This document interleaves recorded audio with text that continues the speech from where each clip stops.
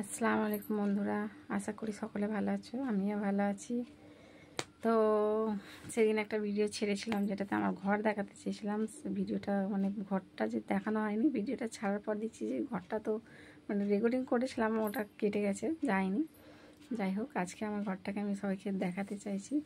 তো দয়া করে কেউ কিছু খারাপ মন্তব্য করো না যে এরকম ঘর ভাঙাচোরা ঘর আবার লোককে দেখাবার কী আছে।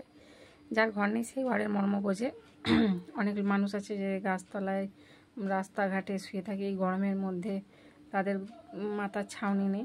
তো আমার কাছে যেটা আছে এটাই আমার কাছে অনেক। আমার হাইফাই ঘরের স্বপ্ন ছিল না, আমার একটা এরকম ছোট্ট ঘরেরই স্বপ্ন ছিল। সেটা আমার স্বামী আমায় পূরণ করে দিয়েছে। আল্লাহর কাছে দোয়া করি আমার স্বামীকে যেন তিনি সুস্থ রাখেন। তো আমার ঘরটা আমি দেখাচ্ছি। এটা হচ্ছে আমার বিছানা, এটা হচ্ছে আমার পুরো ঘরটা। টালির ঘর, প্রচণ্ড গরম, আবার রাত্রি হলে টপ করে ঠান্ডাও হয়ে যায়। যাই হোক, এটা ঘর। আর এটা হচ্ছে বারান্দা, আমি এখানে রান্না করি। আর এসব জিনিসপত্র আমার রাখা আছে।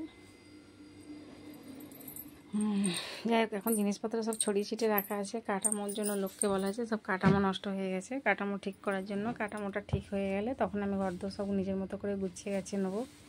তো ঠিক আছে, আমার ঘরটা যদি কারো ভালো লেগে থাকে তাহলে লাইক, কমেন্ট, শেয়ার, সাবস্ক্রাইব করবেন। আর আমার কমেন্টে জানাবেন। কিন্তু একটা কথা বলছি বারবার, যে কেউ আমাকে খারাপ মানে ইয়ে করবেন না, যে কি খারাপ বুঝবেন না, খারাপ ভাববেন না, আবার খারাপ কমেন্ট করবেন না। আমি হয়তো ভিডিও করি আর করি, সবাই ভাবে যে এ খুব ভালো থাকে, কিন্তু আমার ভেতরে ভেতরে অনেক জ্বালা যন্ত্রণা আছে। আমি অনেক কষ্ট ভোগ করি। তো বন্ধুদের, আপনাদের সঙ্গে অনেক বন্ধুত্ব করেছি, সেটা আমি চাই না যে আমার বন্ধুরা আমাকে দুঃখ কষ্ট দিক।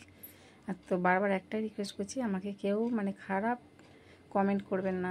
হ্যাঁ, ভালো লাগলে বলবেন হ্যাঁ ঠিক আছে ভালো আছে, আর খারাপ লাগলেও বলবেন হ্যাঁ, কিন্তু খারাপ বাজে ভাষা দিয়ে আমায় কমেন্ট করবেন না, দয়া করে প্লিজ। ঠিক আছে।